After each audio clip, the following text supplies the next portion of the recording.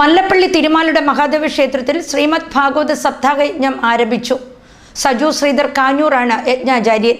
ചരിത്രപ്രസിദ്ധമായ മല്ലപ്പള്ളി തിരുമാലയുടെ മഹാദേവ ക്ഷേത്രത്തിലാണ് ശ്രീമദ് ഭാഗവത സപ്താഹ യജ്ഞം ആരംഭിച്ചിരിക്കുന്നത്.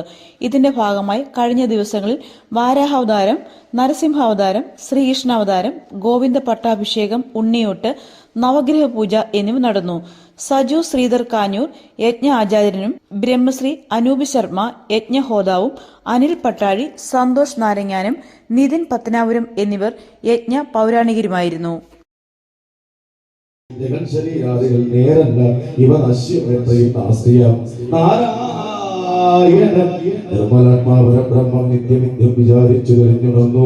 ഉത്തമയോഗിത ചിത്തം അതുപോലെ ചാരുതരമാം ശരൽക്കാലവും വന്നു വിളങ്ങി ഗഗനവും താരങ്ങളോട് തെളിഞ്ഞു ചന്ദ്രനും പാരം തെളിഞ്ഞു വിളങ്ങി. നാരായണ ഗോപവൈദങ്ങളോടൊത്ത് മാരപ്പതി നടക്കുമ്പോൾ ഗഗനവും തോയമടങ്ങി നിലപ്പെട്ടത്. അന്നേരം തോയ ജന്തുക്കളേത് മറഞ്ഞില്ല. മായയാൽ ആയുസ് പോകുന്നത് പോലെ വായുവും മന്ദമാവി തുടങ്ങിനാൽ മംഗങ്ങൾ പോയി തുറച്ചിതു മേദിനി. പങ്കജമാതി ഉത്സവങ്ങൾ വർദ്ധിച്ചു. നിർജ്ജലവാദികളേറ്റം കുറഞ്ഞു.